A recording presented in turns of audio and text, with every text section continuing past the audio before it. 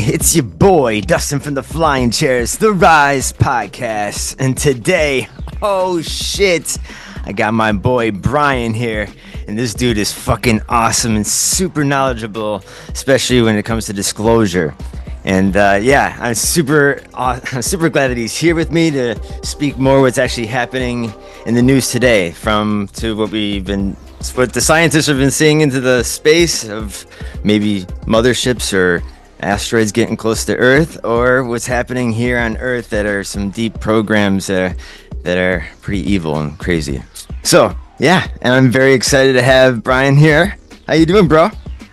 Amazing, Dustin. I always love being on shows for the very first time, especially. And so I've been looking forward to being on Flying Chariots. And, I love to speak about all that stuff because I love speaking about the UFOs, the secret space programs, breakaway civilizations, the time travel, you name it.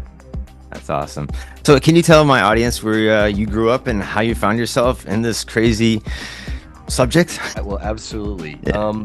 Let me share my screen here for everybody. And a lot of it goes back to my father, Tseng. You can find his information on Wikipedia. He founded Tseng Labs Incorporated out of our basement in Newtown, Pennsylvania, Bucks County.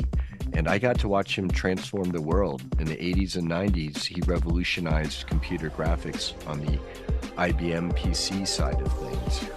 And with a lot of its innovations in computer chip architecture. And I remember going with the family to Japan and Taiwan on family trips where he would meet with different manufacturers to get for bids to like manufacture these chips. And so a lot of what he did is he made the more high-end graphics for the time, in the 80s, especially much more affordable when the IBM side was lagging behind Apple. Needless to say, watching him, he was proud of the way he paid all of his employees well and took care of everyone, and proud of the innovations. And, he told me, take one chip and mass produce them and you sell them for like, $10 to $20 each. Now go sell several million and then do the math, right? And with that, it enabled me, the eldest of his three idiot sons, with my awesome mom. Um, I'm the one who was able to utilize the wealth that he generated with that to get my biochemistry degree at Occidental College in Los Angeles. After going to the Lawrenceville Prep School. That's where they filmed the movie, where what the movie School Ties was about, where back in the day, like Jews and colored people need not apply. Of course, by the time I went there in the 90s, early 90s, it already been like, it's co-ed and, all that stuff was gone. But from there, in Los Angeles, I was a huge like X-Files fan. I've always resonated with that stuff. I remember growing up on like Greek mythology and choose your own adventure books and loving science fiction and resonating with all of that, of course. And also just having like this kind of secret game between me and this, I wouldn't say it's an inner dialogue so much as sometimes like I feel it's the dialogue with me and, what I would refer to as source, per the law of one. People care to look that up. Mhm. And um, knowing that I wanted to help and make a difference and praying and asking, because I remember seeing while my own family, being a working class immigrant Chinese American family, of which I'm first generation Chinese American, um, seeing people on the streets as we were driving to get Chinese food in, say, Chinatown, past like in Philadelphia or going through Trenton, and stuff like that, or New York City to get to 20 Mott Street, a really great Chinese restaurant there in New York Chinatown. And just pointing out the window at a poor person, whether of color or white, it didn't matter, just like in the cold, shivering in like a blankie or something, and like mom, dad, and like, don't point at that person, don't point at the window. That's not rude. Like, that person looks like they're dying over there. Like, what's going on? And I'm like Right. 5 or whatever old I was or 8, Sure. just wondering. And so my biochem degree and my minor in economics with an environmental emphasis. I went to Occidental for 5 years from like 94 to class of 98.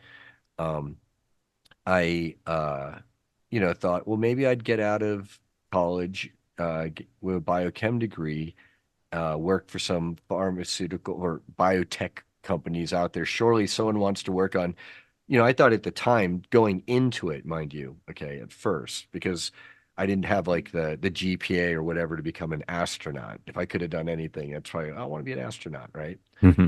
Um, Thought, well, let's figure out how to genetically modify slime mold to then, or bacteria to clean up oil spills. Okay, like something in that line. And Hmm. then that would be like hopefully an innovation that could help humanity and the earth, and I could make money, and that'd be great. That's kind of like that ikigai Japanese concept of bringing together what you're good at, what you love doing, what you can make money at, and what the world needs, right? And that intersection, that sweet spot. And then I rapidly understood, just starting to in my studies, wait, this could be really bad, genetically modifying stuff. But I still had the biochemistry, degree, and I tried a little bit in the biochem field, first in Los Angeles, and then moving up to the San Francisco Bay Area, where I was for the next 20 years, starting in year 2000 and to 220. And I became a volunteer advocate organizer with a physician's private membership group where they were taking the best of different organizing methods that came from the people who really put Cesar Chavez on the map. And then you kind of got who split off when Cesar sold out and put the farm workers under unionization. Some of these folks, they went back all the way east to Long Island, Suffolk, right near where the Montauk Project was. And so, it's an interesting connection, but totally separate as far as I know, but who knows, right? Right. And but they were organizing farm workers in Suffolk, East Long Island, near what they call the tail or the butthole of the fish. If you look at Long Island, New York, and they worked their way all the way back to the West Coast. One of the groups of organizers using this really amazing methodology, which incorporates membership and advocacy and people taking on roles in the membership and rising to leadership, and organizing doctors who were having their practices basically stomped down by nonprofit hospital corporations like Sutter Health and Kaiser, for example. They get billions of dollars in tax breaks and benefits for supposedly providing charity care. They take over 5 to 10 hospitals in, say, the Northern California Bay Area region and above and lateral. And then they promise to keep, the all the hospitals open, but of course they loot the lowest income hospitals and decide to shut them down in year 3 when they were promising to keep, in the case of St. Luke's Hospital, open for 10 years. And they were talking, hemming and hawing in year 3 about how they had to close it down because it was losing so much money. Mm. And so I got to learn how to organize on an all volunteer, non government basis, not only getting physicians who are really trying to organize. I mean, talk about herding cats. I mean, they're up to their eyeballs in med school debt and paying all their overhead, and then they're getting hassled by insurance companies, hospital corporations, Medicare, Medicaid, or Medi-Cal subcontractors in California. And getting rallying them to say, well, if you don't rally, and you don't work with us and the other physicians to make sure you don't keep getting your heart surgeries or brain surgeries denied or your hospitals being closed down, well, you're not going to have much of a practice anyway, will you, doc? And teaching them how to get in front of people, um, whether it's classrooms of university and college students to recruit people to volunteer. You want to become a doctor, and you're a third year bio major, come on in and see what it's really like. Work with our doctors to like get someone a heart surgery. Like what, and it's a really eye opener to them. It's hugely supportive to the doctors who they feel so beaten down.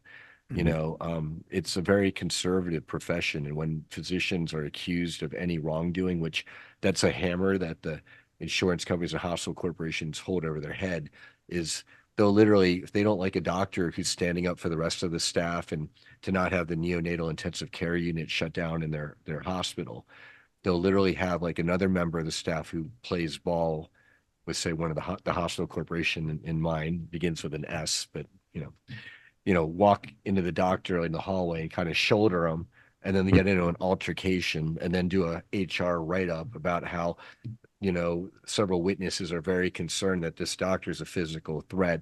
And then next thing you know, they accumulate their file. And then whenever they next need to bust it out, that file is going to the state medical board. And you can Mhm. imagine what happens to a doctor who loses their medical license in the state of California with $120,000 of medical debt. Can you let them know I'm on the show right now? Thank you. Sorry about that. Very good. Um, and they just can't risk that. It keeps them a lot in line. Okay. That's And so, but off of that, there's a lot of the best of organizing that obviously applies to what I'm now an organizer and advocate with I was self-appointed, if you will, mhm. the full disclosure movement. And the concept Yes. being we need to have full disclosure of ETs, UFOs, or the true exopolitical situation of all the ETs in our skies, beneath our feet and on our surface Yes. of our planet around us right now, the hybridization programs, the underground bases, and things like that. Um, including motherships in the sky coming out of the sun or through the sun, rather. Um, you know, Um, but yeah, that came with in 2020. There was a certain medical crisis worldwide. Actually, Colin, can you turn that on? TV. Um, Thank you, brother. And I that gave me the realization that holy cow, we worldwide need medical beds badly. And from watching, not just Star Trek and all of that, obviously, or movies like Elysium with I think Mhm. Matt Damon in it, where they show, what a Yeah. bed, apparently looks like some look similar to that level Mhm. of technology. They uh they'd have to first reveal it. And from watching podcasts and shows like this one, like this, but especially Journey to Truth, for example, with Tyler Koala and Aaron Kuhn. They had folks like Mark Demizio speaking about, I forget the name of the island base where they were doing secret space program stuff and mind control and a Mhm. lot of abuses. To Tony Rodriguez, he's talking about off-world colonies such as Ceres colony in an asteroid, okay, Yeah. or rock, apparently. Um, and I don't know if it's a planetoid or an asteroid or what. So don't hurt me out there, folks. Chime in the comments. We love comments, but please keep it nice. Um, and so that technology has been testified to by whistleblowers as being available. But there's no way we're going to get it if most of the world thinks it's like a science fiction concept. And so that Yes. was really my entree into like, wow, we need full disclosure now. Yeah. There's so much evidence around the world.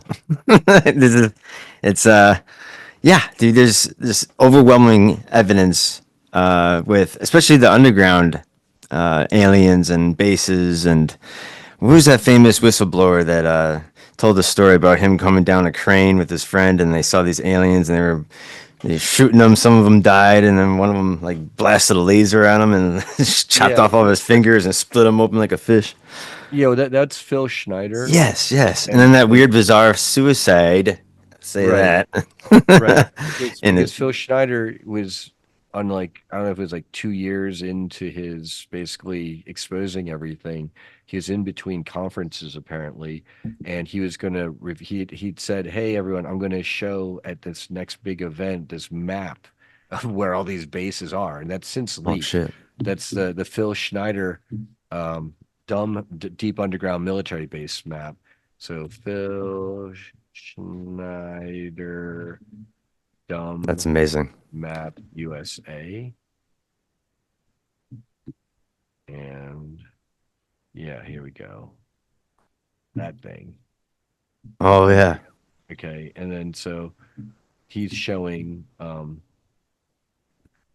everything from animal mutilations, high UFO activity, possible UFO bases, suspected inner Earth entrances. And then between the UFO bases, he has this network of like this maglev network. And then apparently, um, what do you call it? Uh, the maglevs, according to John Whitberg, who's a Montauk Project experiencer survivor, says is built by um, Roundtree, the Roundtree Group, Oh like shit. Roundtree Okay. International. But because a lot of the in the secret space programs and the breakaway civilizations in space, we can totally get into all of that lore and not just lore, the actual what my understanding is what's reality is the Germans who really won World War II went off into space, Yeah. and then they've been in charge of including the United States ever since, the entire world. And that's why we're really like we've been under, like I guess it would have been like the Fourth Reich coming out of the Third Reich of Germany, under Hitler. And I heard too yeah, they were taking submarines too, and like they're taking alien technology to make them space worthy, well, weren't they? that's William Tompkins, who's Yeah. a lot of that early testimony, who wrote "Selected by Extraterrestrials" because he himself, as a child prodigy, was recruited by the Navy into the Right. secret space programs, and he testifies as to how, um, so that's this gentleman, selected. He talks about reptilians too. Oh yeah, Slave because slave the race reptilians trade. are part of. Well, they've been this whole time the owners of Earth. Okay, like Right. William Tompkins, this is his book, and I'll find some images of him probably. Well, maybe if I put in his name. Uh,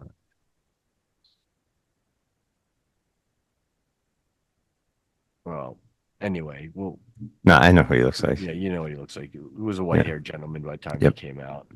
But he talks about how, you know, back in the earlier days post World War II, when the U.S. military was trying to figure out which military branch would get what part of time travel or space travel and X, Y, and Z. During that process, they reasoned, well, you know, when you've got, say, an Air Force general, he's, sitting at his Air Force base, on safe ground, and he's sending his fighter jets or his bombers wherever or however far, even if they go all the way around the world, and then they come back, right, to the Air Force base, for example. But with the Navy, you've got the commander who's on the ship at sea with his fleet for days, weeks, months at a time, you know, and Mm-hmm. they're not thinking home is back nice, good old US United States soil. It's wherever they are in their ship with their crew. That's home. And so they Yeah. decided Okay. that with that mentality and mindset, that's much better for space travel, It's true. obviously, right? It's That true. nautical mindset. And so the Navy apparently ended up more with the secret space program, space travel aspects. The Air Force, they got the much more rapey mind control stuff that they focused on, which the Navy uses too, don't get me wrong, and Mhm. time travel. And all of that, unfortunately, has been abused to this day and still being abused, used against the rest of us. So not only do we not have medical beds, free energy, anti-gravity transportation, and zeppelins flying around, and all sorts of fun wonderful things to enrich our lives and our food chains and transportation networks. Um, I could go on and on, obviously. And that's what we call our Star Trek future and New Earth. Uh, Instead, they're not just squirreling it away from us for their own use, but they're actually actively using it against us, not just American citizens, but any human being or animal or plant around the world, but also being used off world to very much like what's depicted in the film series Avatar by James Cameron, Hmm. who has gotten a lot of access and information about a lot of these programs, from what I can tell, um, including the Alien series. For example, I have some of these Huehuo stone ET type artifacts Oh, from cool. Mexico that are Oh, carbon dated. So a lot of these are carbon dated anywhere hey, from can you 3,000. can you stop sharing your screen for a minute Oh so I yeah, can yeah, yeah, yeah, our yeah. audience Yes. can see it Yeah, I'm more sorry. I close? Oh, forget. that's I have cool. a bad habit of forgetting that I've got my screen Yeah, shared. yeah. Oh, sweet. Hell yeah, dude. That looks really cool.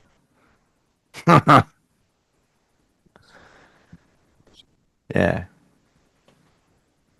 Symbolism is wild. Um, that is but yeah, really it's cool. almost like a space helmet, Yeah, with like definitely. portals Yeah. and stuff on it. Um, this is almost like a worry stone thing that you can like hold in your hand. It's like shaped like fit to hold like that really Oh, well. the fit your hand. Oh, that's Yeah, crazy. it's got the spirals. Now, I know a lot of people out there. You're like, what? Like the ETs, like according to the FBI, the spiral is a pedophile symbol. Like, what's going on there? Why is that That's spiral on there? Well, crazy. the reason why it's a spiral is a sacred symbol, meaning portals. It has been. And unfortunately, the Yeah. Since pedophiles the they dawn of see time, actually. children, It's one of the oldest right? symbols.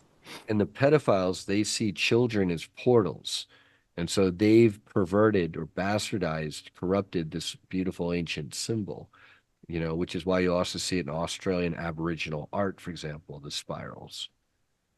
The So, Nazis had to dirty up the swastika, and that's another thing too. I think it take another 50 to another 100 years where the Nazi would be related to that symbol because there's too many different cultures around the world that like it's very prevalent in their culture and it has a certain meaning, especially with the Native Americans with the Hopi and the Navajo. I have a lot of their stuff, and yeah, again, well, for it's one thing, power of the universe. when you take Sorry. the Big Dipper, it's like almost like a flag, right? And Yeah. then you Hmm. do the four seasons, so it's like it's oriented this way, this way, this way, that way. That Yeah. alone comes out as like a swastika. It's a universal symbol. Unfortunately, can be appropriated by, a group that is infamous for, Well, I think right. you only if you put that symbol into politics, I think people have a problem with it. But if you Oh put it yeah, into religious aspects and into your culture, it's less looked at like, okay, because you're people understand. They're more hip to understanding it was an earlier Buddhist Sanskrit type symbol marking, in some cases, temple locations on, now ancient maps. And so, right. it predates obviously, any talk, but coming out of Mein Kampf and the nationalist socialist groups. Yeah. Well, I think the fact that I think this came from the ancient astronauts, especially when the Navajo talk about this, uh, the guy, I guess the guy who goes down the whirling, the holy, I'm sorry, the the hollow log. He goes down this river and then he meets this extraterrestrial and tells this dude about how to do mathematics and agriculture and stuff like that. And I brought him the symbol too, and he brings it back to the people and teaches. So I think that's just another. And the fact that you see it everywhere in every continent, And just we like can the explain that. pyramids, that has their connections to the ETs. We can explain all of that. Humanity Sure. is an experiment apparently of like 22 or 24 different star seed nations who came together to Hmm. contribute their genetics early on. And that's, after they wiped out the dinosaurs to clean the slate to contribute. And many may ask, well, why would they include the reptilian DNA into their beautiful creation, right? Because, Hmm. that gives the reptilians who, you know, relative to a lot of these other ET races are more lower vibrating. Not all of them, mind you. You know, the Hmm. highest dragon beings are some of those high benevolent, you know, in Chinese culture, you know, dragons are great. They're very positive, benevolent beings of wisdom and power. Um, Hmm. but uh, the idea was that, you know, the reptilians, they loved it. The lower vibrating ones is because they could opportunistically try to appeal or hijack, you know, humanity through our fight or flight reptilian response. But the benefit that the positive enlightened ET races saw is like, well, you know, no matter, you know, you don't want to be, why be judgmental about the reptilians because they have something in them that's hardwired that other ETs, like the Nordics, Pleiadians, apparently, they wouldn't say if you're starving, be able to eat their child to like be able to ensure that someone lived so like the tribe could survive. But you know, reptilians races like they're hardwired to survive no matter what. And that hardwiring is something that I guess perhaps in certain races it could get away from them that fight or flight that need to survive. And there's certain situations where, you know, a lot of these ET races apparently their emotional matrix has been degraded in the case of, for example, the Zeta Grays because of so much warfare and pollution and going off planet and traveling around to the point that they needed to resort to different methods to continue breeding to the point where they couldn't do it naturally anymore, the good old fashioned way. And then so what are we humanity over these millions and millions of years?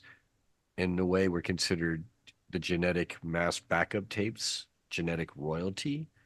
But then I also, in my analysis, I believe we've been nerfed by the Anunnaki types with a blessing of many of the negative reptilian, Nebu, Zeta Gray types to better exploit and enslave humanity for their narrow, selfish, you know, interests, Sure. including Sure. harvesting loosh psychic emotional energy or biological products as food, okay, or as just straight up slave race.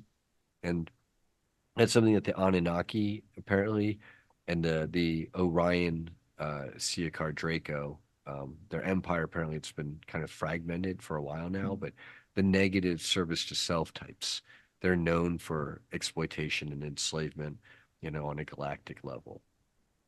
Right.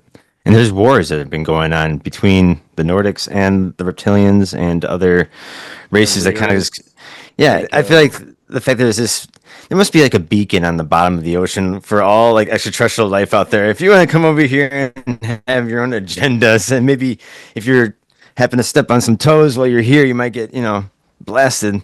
It's kind of like the wild, wild west of the galaxy. well, But yes, yeah, it makes you well, wonder what if this I mothership, could talk about if that. it was I come. can. Yeah, go ahead, please, Well, the please. mother. I want to get to the mothership, but before we get to that mothership, because I know Sure, we sure. talked about that before the show, Dustin. Hmm. Just onto your topic, just a little bit of who's who in the zoo. Is my understanding is you've got the negative Draco reptilians backing these negative Anunnaki reptilians, who they're the ones that a lot of these secret societies and Luciferian cults are really worshiping, along with actual demonic energies. Right. Okay, on the one side, and then you've got the more councils and some of these galactic federation types. But I want to give caution there because you have a lot of imposter groups claiming to be with the Galactic Federation of Light or of Worlds or Confederation of Worlds or Galactic Federation of, you know, the Great White Brotherhood. You know, there's all Mm, these different names floating out there. So you have to use your discernment, obviously. So buyer beware out there.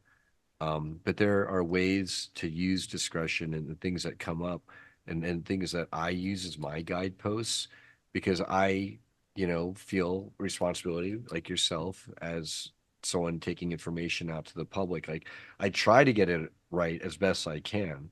Now, knowing that I'm reporting on stuff that people are being brainwashed, they got altered, they're getting voices called, they're being targeted and attacked in all sorts of ways, and these recalls are coming through, and I'm trying to piece them together, not just from one or two people, from a huge wide range of people who have different varying states of memory and recall and different ways of accessing these memories. And some of them are now getting into the stages where they've been combining all sorts of modalities from QHHT, quantum healing hypnosis technique, Mhm. to working with various psychics who have the ability to remote view or bilocate and see in various ways what the person is asking them to target onto, um, to people who are psychic medium trance channelers who have beings, including Valiant Thor and Indrid Cold, who are still around and part of one of these Mhm. Galactic Federation military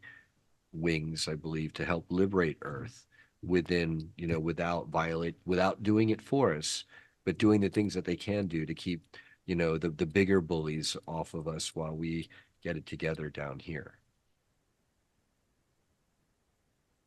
That is awesome. Can you hear me okay? I can, and you asked about the ship. Okay.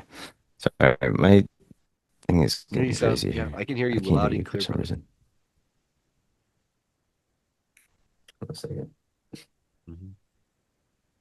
And you're asking about this big ship, this like T3 Atlas thing that is way out there in space that the scientists of the world have been talking about. It looks like a Zentradi Armada cruiser from the Robocross or Maycross series, anime series. You, Oh you yeah. wanted me to Okay. you want me to tell you a bit, talk a bit Yeah. about that? Please, please. Yeah. My analysis is, well, my analysis is that in the higher realms, there's many people may be familiar with the concept as above, so below, as within, so without. Okay.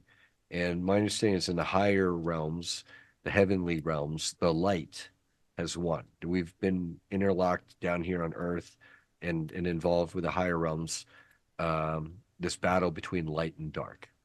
And depending on what the consensus of all of us down here, which timeline that we individually end up being in from our own actions, and who we are, how we vibrate or resonate, what timeline we end up in. In this timeline, we're in a higher one where the light has already won. And even though it's won in the higher realms, it takes time to trickle down from the higher realms down here to what many of us refer to as like third density reality and with Hmm. third density consciousness. And a lot of people talk about something known as the ascension. And so, I'll use this terminology just to because it's I can relate to it. This concept that humanity, along with Mother Earth at the same time, we are spiritually ascending in consciousness from this third density, kind of like dog eat dog, monkey beat monkey world, to fourth and fifth density, through like the more the astral realms of consciousness, a higher density, the fifth density of consciousness, where like humanity is much more spiritually awakened. We're more telepathic and so empathic. And so I'm a lot less likely to make fun of you in grade school together because I think you look funny when I can feel your feelings and we're tuning into each other and we're like bros. That humanity will have a whole new level of empathy and understanding, hopefully, as we grow and develop these skills and talents that are God gifted and that have been our star seed heritage, all of that together that has been nerfed not only through the genetic distortions of say the Anunnaki machinations going back to the times of Atlantis, perhaps to Lemuria before that, um, to all the poison in our food and air and the sonic and cellular, 5G type, energy weapons that they're employing against us constantly. Not to mention all the various medical interventions where we get to roll up our sleeves or not, which is why we have the Second Amendment and stuff like that on the Right. wall. That's not a toy. That's very real. So You didn't get the Toys R Us. not a Toys R Us. No. No, and most of this No, it's shit.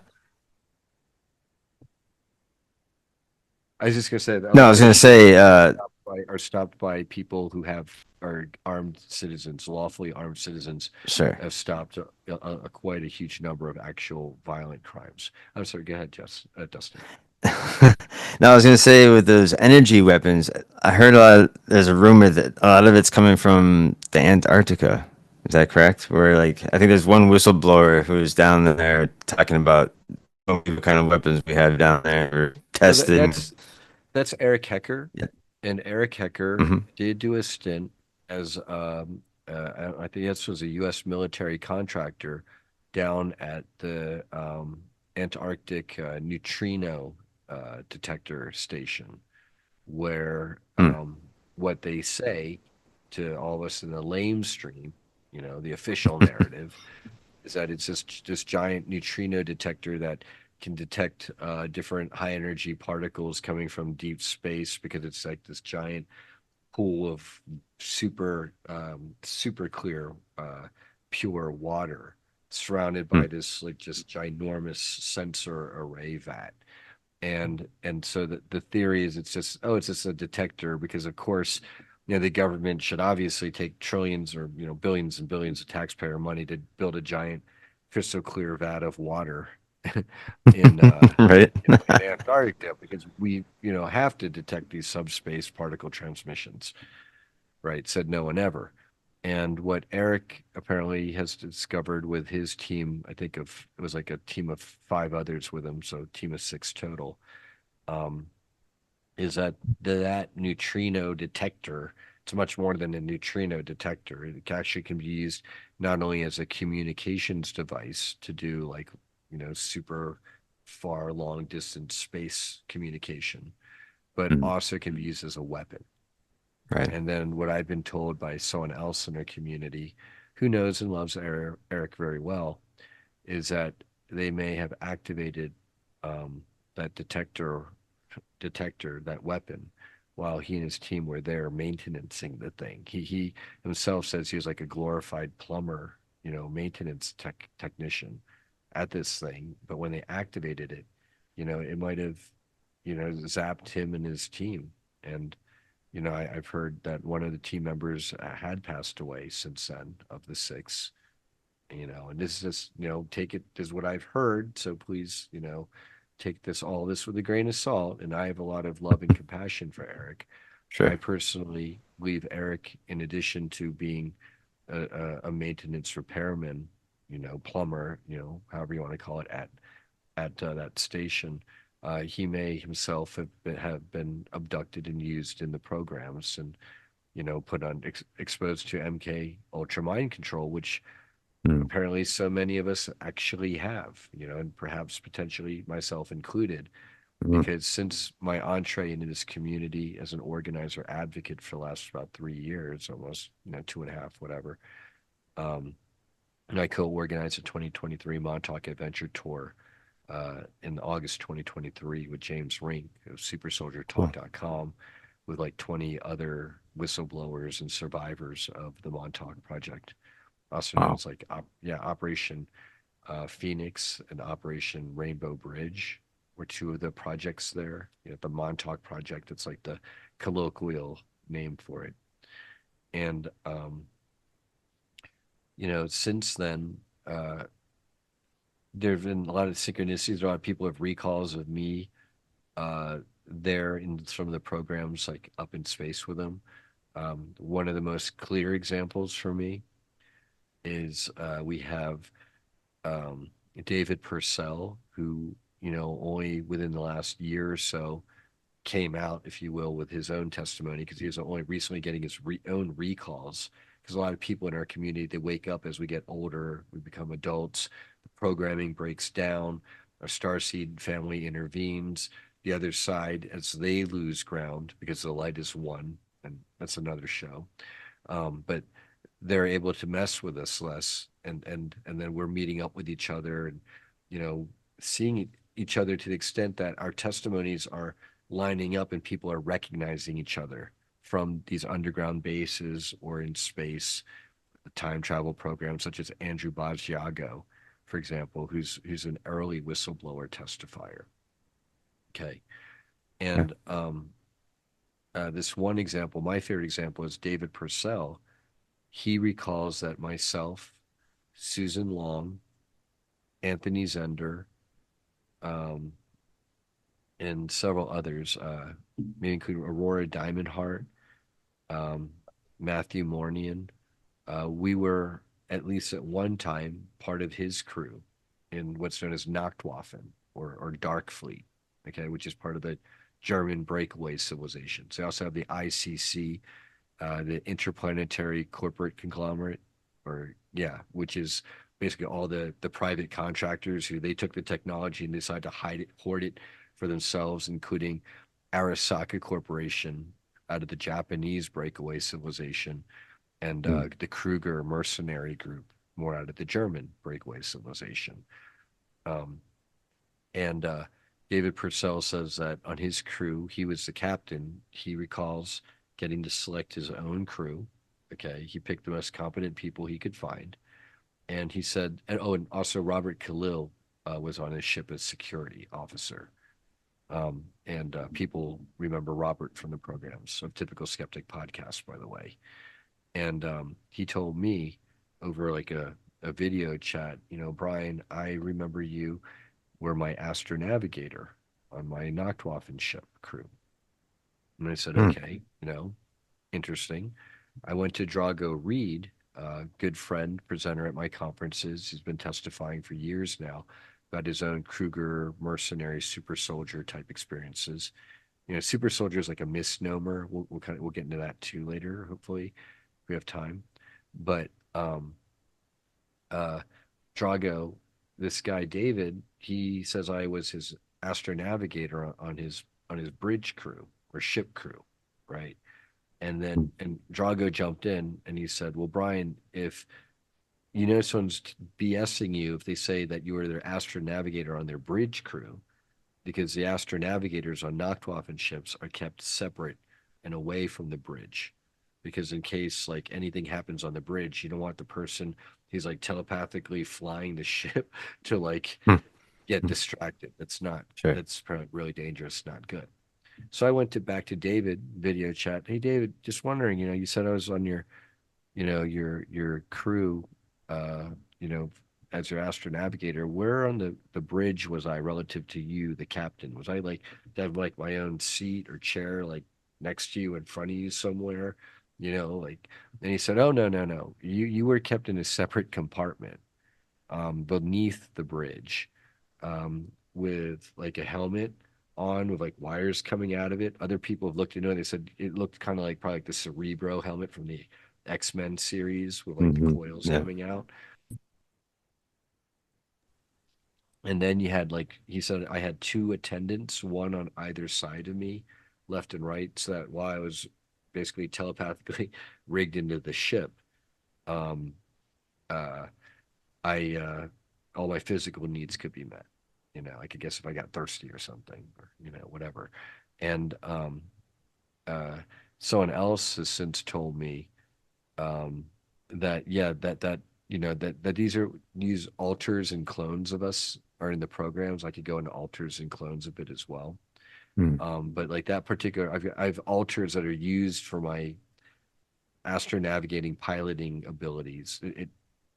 For whatever reason, various people have different abilities, and we just get exploited. It's not like, oh, we're so special. It's just like they discover we have an ability, we're being used for it wherever they can fit us into their machinations. And so yeah, that to me, it's things like that. Oh, but they say that some of those alters of mine are kind of like autistic. They're only happy when they're flying the ship. They're very awkward. But then there can be other awkward alters that I have up there that people see that they're different personalities. And then, a lot of people in our community will attest to that who have reintegrated a lot of these alters or communicated with them directly. Not all of our altars are pretty. Some of us have some very nasty altars that did some horrible, terrible things. And, again, they were programmed personalities that were put in, not again, I mean, it's saying, I guess for the first time here, these are programmed personalities that are inserted or programmed into people as children by doing in the older earlier battle, more horrible days of the programs, not that they're still not horrible, they would literally do everything from child abuse to mentally, psychologically shatter the child to then create an alter personality. And Mm. that's where you get the loser-farianism that's endemic to these programs because of people like Jack Parsons of JPL Laboratories. And so Jet Propulsion Labs, some people would jokingly call it Jack Parsons Labs. Sure. And anyone who wants to go on the internet and read up about him, he was a Satanist, black magician who did some thing known as like the Babylon working to try to do spells and black magic to mess up our timeline.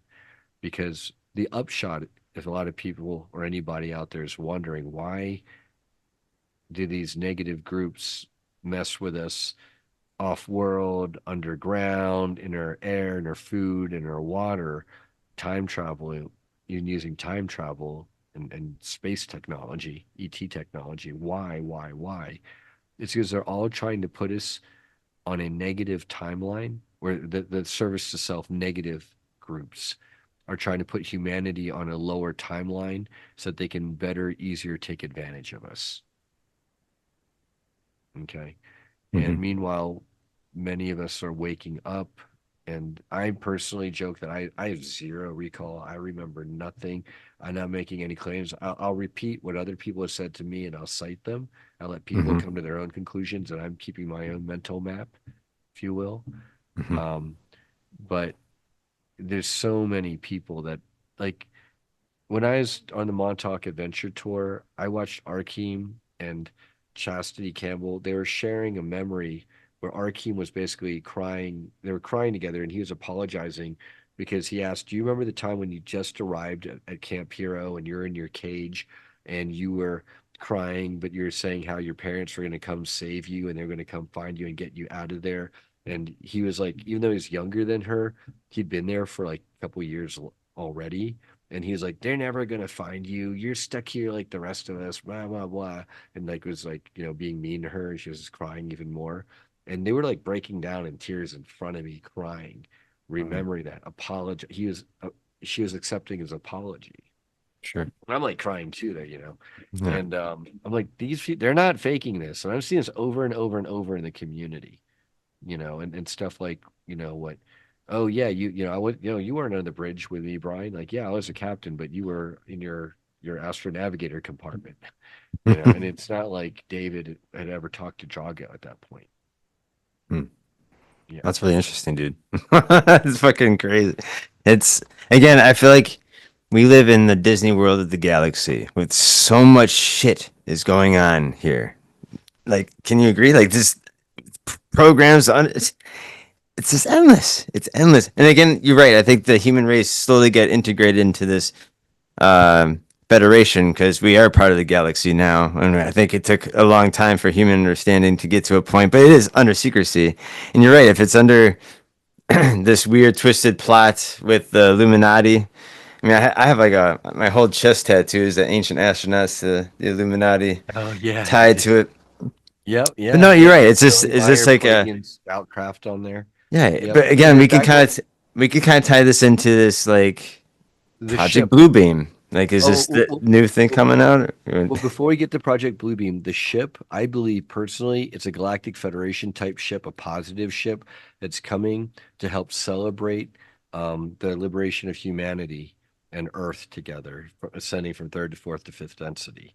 And Sure. then in terms of Project Bluebeam, that was holographic projection technology that the U.S. military and rogue deep state, the Luciferians, I call them, the Illuminati types, they were going to use to basically fake either an alien invasion or second coming of Jesus or both at the same time, or Yeshua, if you will. But again, Um, how would they pull that off? I would love to see that. You know what I'm just saying? well, Just like, would you have to do like actually, mass murder on people to be like, yeah. Well, what what and I it had to believe, be worldwide because it just can't just be America. of course, but that's what they have the Like UN and everybody, also. all governments would Basically, have to be like all on this. Like, okay, we're gonna just murder mass people and blame it on aliens. so Hmm. Dustin, it's not that they, It makes you and it's wonder. not it's not that every world government is in on it. It's every major world government has infiltrated groups in them who were Sure. who were briefed and funded and ready to go. So the other side, to the other side's ability, ready to go in case they ever did launch Project Bluebeam, where the scenario probably would have been them like flying like spaceships around in the sky over sort of holographic projections to some extent, but also real reverse engineered craft like TR-3B Black Triangles with directed energy laser Sure. cannons and weaponry to fry people on the ground for real, herd us into our local Walmart centers to report for duty and rations and to check in, and then from there they're processing us all, right? That's very new world order. My opinion is very hopeful and optimistic in that I believe when last year in November, on November 13th, when they first held the Farsight Institute held their ET boardroom meeting, which they put on their YouTube channel and their farsightprime.com website for premium subscribers. Please support the Farsight Institute. The great friends Yemi and Kamaya and Intisam came to my event this year, and Yemi was also there last year as presenters. Um, Cool. and they were told by ETs, their Galactic Federation contacts, telepathically last year, November 13th, which they recorded. Very soon, you will see our Galactic Federation craft, UFO, spaceships in your skies around the world. November 15th, Dr. Courtney Brown, director of the Farsight Institute, aired that recording of their ET boardroom meeting where they were told this. November 18th, we have worldwide UFOs in their skies all over the place, which the derp state loser Farian media rapidly pivoted to drones in New Jersey because they wanted to get it off the fact that we had worldwide spaceships. They pivoted to drones in New Jersey, which are reverse engineered craft spraying people with noxious fumes, in some cases getting people and wildlife, animals sick. Holy shit. And that's That's all the way like right from around my birthday too, November 17th. wow. So I'm like, Well, that's great. maybe I'm bringing the Birthday message present. on right Yeah, here. birthday present Shit. for Dustin. They Yeah. said, yeah, guys, all right, so it's Dustin's birthday. Let's go. Let's go. We can be on his podcast. Not gonna say no to us. No, it's very interesting that the news is really hyping up that this thing is hostile. And it's like, what the fuck give you the idea that it's hostile, right? Right. It's That's hostile so because they want it to stupid. be. They want fear because for them, any fear for them is good. Yeah, And and it kind of sorry, right? it's the opposite of love. There's love and there's fear. Those Yes, are two universal forces. yes. Well, and I like to think about too. You don't know much shit about the oceans either. Like, if like 8% of it's in the ocean. That's super scary right there too. Like they've been down there. There's no reason why wouldn't they be down there. And then there's inner earth on top of all Yeah, that. in her area too. Holy shit. And I love the story of Admiral Byrd when he was flying over the North Pole and he sees that hollow Earth and he gets closer in and he sees mammoth on the ground. He's like, "Holy fuck!" Then he gets blasted in by a UFO, like Tractor a beam.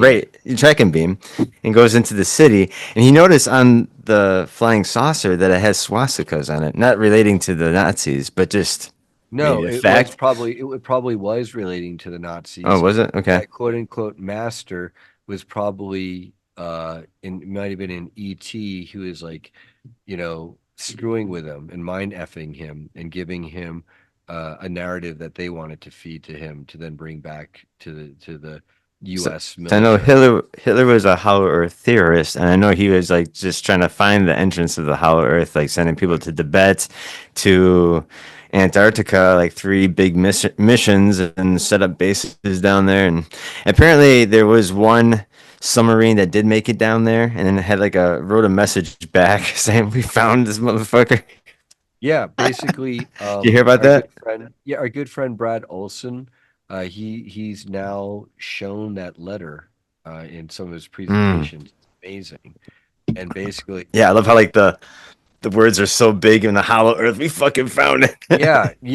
He's basically like, yeah, like Willie, like, you're probably not going to see me anymore until you come to Yep. these coordinates using, but I'm like, we're there, and it's basically, it's like New Schwabenland in Yep. Antarctica.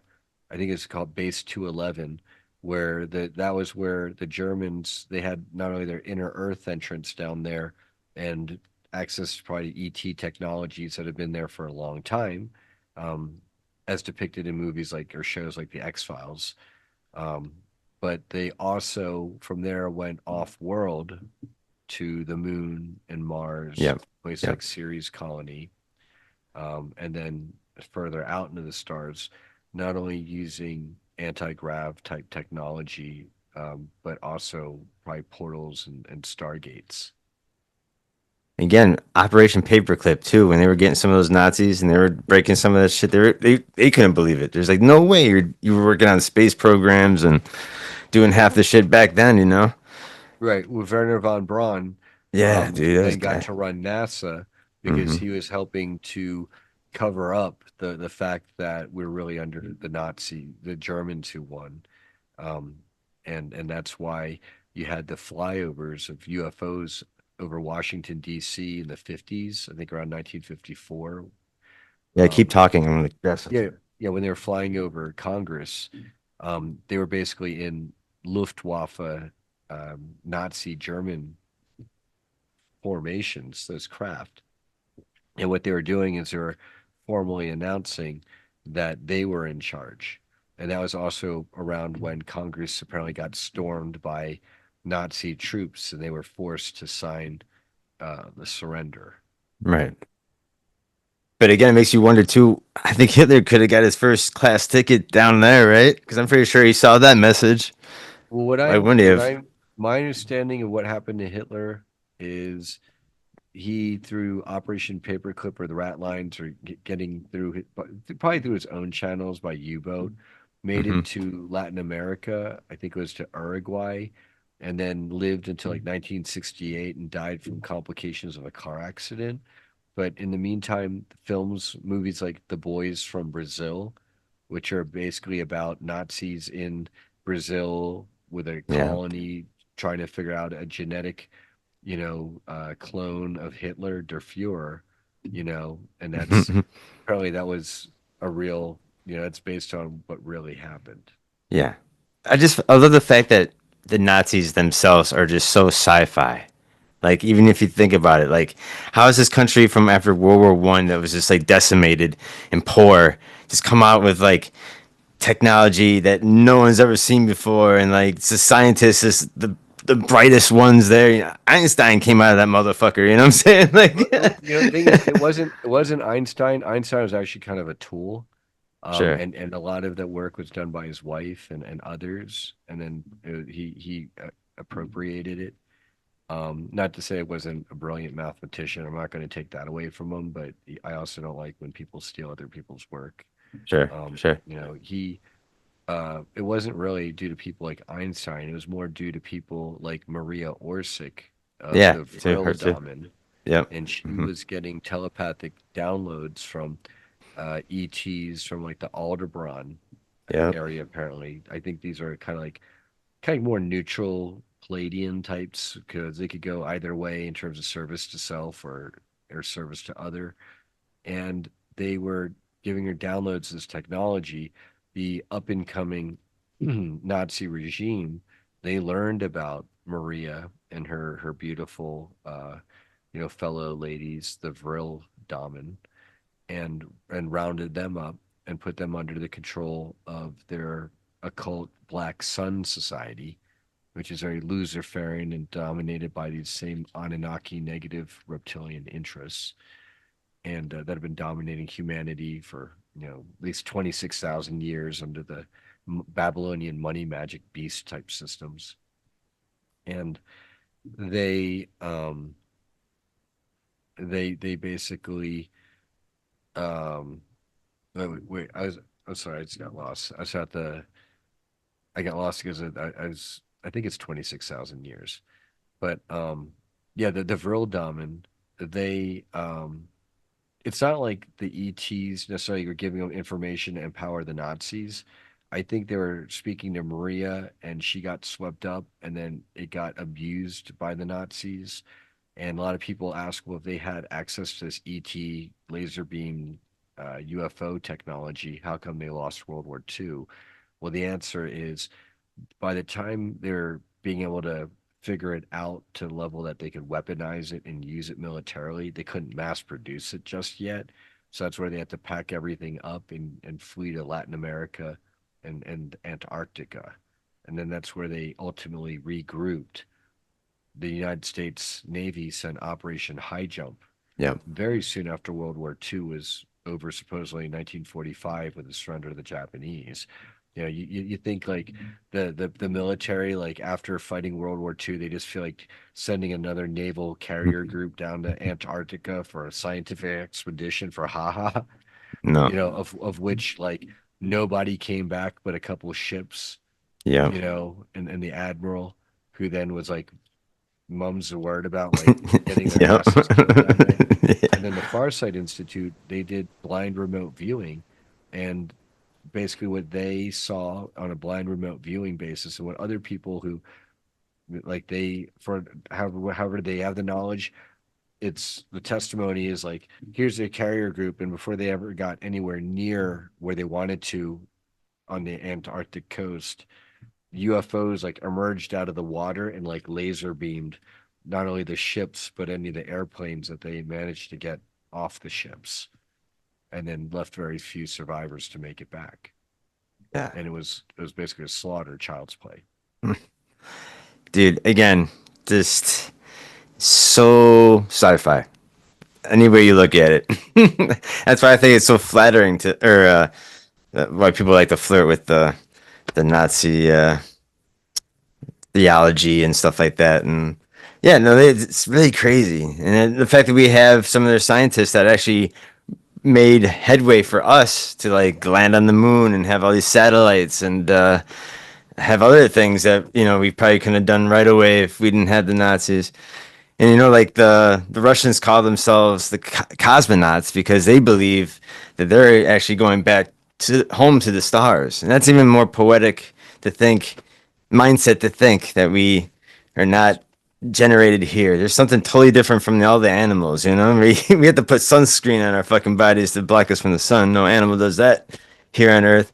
Well, no, S- we don't need sunscreen. Actually, a lot of sunscreens cause cancer, and there's better ways to do it. Oh, is that okay? Yeah, yeah, especially parabens are horrible, you know. Um, no, but yeah, the Soviets in particular, they had something known as the Yellow Book, which you can find online out there, which is their compendium of ETs, and it's pretty detailed. Oh, And, cool. and so yeah, there's like they definitely had knowledge of ETs. And unfortunately, the Soviets, the regime put a lid on a lot of that information and didn't let that get out publicly. I mean, they even suppressed people like Baba Vanga, the Yeah. the the Edgar Casey prophetess of the Soviet Union, until by it was there's so much popular support for her as an old woman. Towards the end of her life, they kind of had to, I believe, probably leave her alone a bit and more embrace her and say, "Hey, she's cool." Like, since everyone loves you, like we're cool with you now. Come on over. It's cool. She's got an interesting story, right? When she Oh, was but yeah, young, got Baba blind. Vanga. Yeah, got blinded when she was a child, and then started having all these visions shortly after her blinding, like a dust storm or something. It was. With very accurate predictions. Yeah, Not yeah. all of them, but I some think of she them were talked very. about the upcoming uh mothership coming in here. Yeah, So, yeah, I'm not hmm, surprised. Check it out. that'd be crazy. No, it's I was gonna ask you this one other question before we probably rule out, and it's an interesting one because I'm having this other guy on my podcast coming up here soon, and he was on before, and we talk about this interesting, um, well, fact, I guess, because there's recordings in history of this happening. And you ever seen the movie Nope? Uh, I haven't, but I may have seen clips of it. Is it about Okay, mind okay. control? Oh no, no, no! No, It's it's not about the the UFO. It's not the ET, the UFOs that come. But really, I've read that. But that UFO in that case is actually an organic life form. yes, yes. Okay, so check this out. If you want me to give you a little spoiler alert, Yeah, spoiler alert. there is this farm that was getting their cattle and horses, and their dad kind of accidentally died after this happened. It was a cloud, these like a cloud that just came by and sucked people up, and that's how it like get its energy or just get its fill. But apparently, when they were making this movie, the CIA came to their film set and kind of gave them a lowdown about how they get this information about this killer cloud and whatever. So apparently, there's in history books that there's these clouds that would actually suck up cattle or other people and spit out their clothes and rain blood. I'm like, holy fuck! So the So government knows something about this killer yeah, so transforming cloud here. I can speak to that. Yeah, To please. me, it sounds like you got places like Skinwalker Ranch Yes. where it used to be sacred ground with lots of different portals, interdimensional, like dimensional intersections. Hmm. And then I believe the natives they cursed that land. That's why it's called Skinwalker Ranch. It's not Yeah. like Hummingbird, beautiful waterfall ranch. Skinwalker is like the darkest topic in native lore, Yeah. pretty much. And it's cursed, so you get these nasty things can come through those portals. And so I believe that might be an example of nasty things coming through portals and roaming around and then gobbling people up. And is it well, all UFOs are like monsters that suck people up in cows and spit out bloody hooves? No. That's one life form that may have come through this one way among so many different things coming and visiting this planet. True. That would be one hypothesis of mine. Right. And just the fact that there's just like little spots in history where this has been recorded. And this it's just weird that like yeah, it spits out like the change and everything, like the watches, everything you're wearing and just blood and Yeah, it doesn't want to eat your watch. It wants to eat yeah. you. Yeah. But no, I just very interesting stories nonetheless. And yeah, I was just curious what you might have thought about that if you've seen the movie Nope. It's I funny. know of it. I didn't sit through the movie, but I went and read the synopsis and read. I wanted to know like what is this monster thing, and I just watched the clips of it, because it only appears like briefly in the movie. So Well, I want to like one of these days maybe have another podcast with you. I have this gigantic photo album from Colonel Wendell Stevens' storage locker. Dun, dun, well, open up dun. one. You got to open Oh, up one. I'm gonna open a lot of them for you. Okay, you got to open. Okay, oh yeah, I oh got yeah, Paul yeah, Villa. I got Paul yep, Villas. yep. Oh yeah, yeah, yeah. Those are all wow. Those are freaking clear and low. Those are like the Yeah, Billy. dude. That's a Palladian scout craft. That's like the some Jay Z Some like look. Yazzie. It's some Yazzie. Yeah, I yeah, actually yeah. have some of the Billy Meyer ones too, the early ones Okay, from okay. 1975. Wow, is that landed? It even has one Yeah, landed. they have one landed. That's the gear sticking out. Yeah. That's so out. That's Paul Villa. Okay, and they're That's tiny. It's a Paul tiny Villa. one because those are small ETs. Okay, in that Yeah, case. this one all kind of helter skelter, Yep. all from around the world. Yep. And this one is where this like toadstool UFO landed and left a ring on the ground. Nice. Stayed year round. Yeah, because they got to visit the crash sites as well. Yeah. Yep. I actually have one case from Colfax, Wisconsin, because I'm from Madison, Wisconsin. So Okay. it's kind of funny. This photograph That's came where the back all the Pixies way are from. around. UMass, where the Pixies are from. Yeah. Yeah, let's see if we can get some of the shit here, Yep. dude. It's Looks like unreal. it's being lives are being taken at Air Force Base installations in that Here's same some of the tower. Billy Meyer originals. Uh-huh. Oh yeah. Yeah, and they're so clear versus the muddy garbage they stick in Here, and even landfills. better, look at it's got Colonel Wendell Stevens' handwriting on the back of them. Oh, he had nice handwriting. He did. He's a right-hander. Nice. Yeah. Yep, that's it. Looks like a Billy Myers Scoutcraft type. Yeah. And then let's see. I have the F-117 stealth fighter ones. Pensacola, Florida. The 12 series. Oh Okay. shit. Actually, I could probably pull Yeah. them up better Yeah. Yeah. But and these are share gold. Those are amazing. 'em. They're a little heavy. I have Yeah. over No, that's, 200 you of got a them. lot of, I mean, that's, yeah. Yeah. Yep. Back all those up.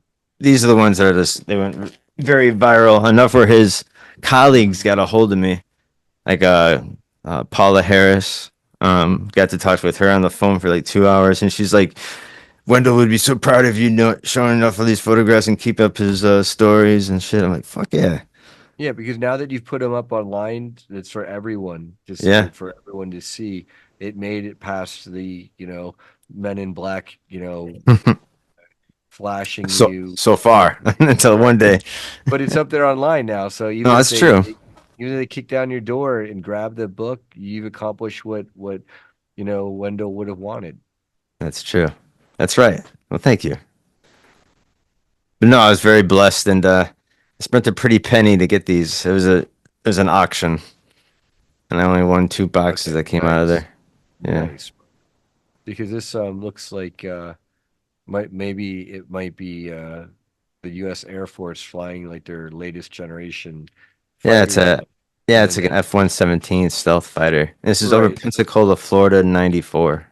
and then the craft is flying around to check it out. Yeah. With it, that doesn't look like a human reverse engineered one. That looks more like a straight up ET one to me. But Yeah, dude, what do that's I just know? slick. I don't know, man. And the Yeah, water underneath it too. I don't know if it like popped out of the water too. We don't know the story behind it. We don't know who took the pictures either, unfortunately. yep. Well, JP, who's been on Dr. Michael Sala's exopolitics.org. He testifies to being in Florida. Apparently, that's where we do our conferences too. Oh, cool. There's a lot of UFO activity, and I saw UFOs during my conference. At night, walking on the beach with friends or sitting by the fire pit, and it's amazing. It is awesome. Well, you are a star seed. Yes, You definitely are. right. Spreading the truth to everybody. No, hey man, I would love to have you back because maybe you have some other. You ever have Heidi Pop Yeah, I and know Heidi. She's Earl great. Earl White. You I know, don't know Earl as much, but I know Earl, but yeah, they're great. I know Heidi a bit better. yeah, Definitely. okay, yeah. Heidi is hosts a lot of my podcasts too. If you check down, you'll see her. She's amazing. Yep. She has her history here in Wisconsin too, so that's where we kind of click. Oh, because she's holding it down in LA, right? Yeah, yeah, Yeah, yeah, she's like a bright light in Los yep, Angeles. yeah. And she's just very enthusiastic and just her energy is just so, you know, yeah, attractive. It's awesome.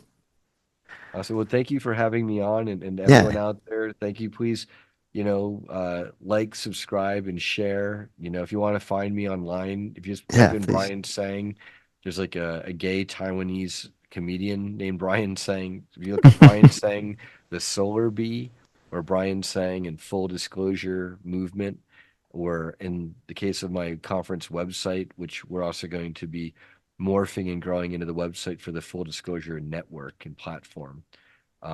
You can go to fulldisclosure.live and find me on Facebook. It's a dumpster fire uh, of a platform with all the censorship and banning, but you can find me on there if you put in Brian Sang the Solar Bee, and feel free to send me a message.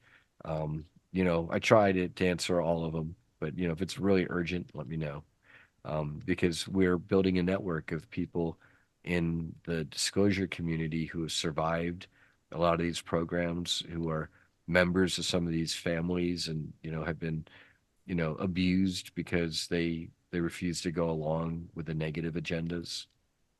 And you're not alone. Reach out, and we'll figure out how to best coordinate you with others in the full disclosure movement. That's so awesome. And it's so nice of you to help out other people that want to get into this because it is kind of hard and kind of nerve-wracking to, especially if you really want to get with the community and or if you have some real important information to share because we're always kind of looking for new stuff or new claims and yeah, we dive deep into it. Yeah. I'd love to be back. Once I relocate to Sedona, Arizona in the coming weeks, but we'll be in touch. We're Yeah. already in touch online, and Yeah. so God bless Dustin and everybody. Yeah, dude. Thank you again. And yeah. Well, hey, stick with me for 2 more minutes.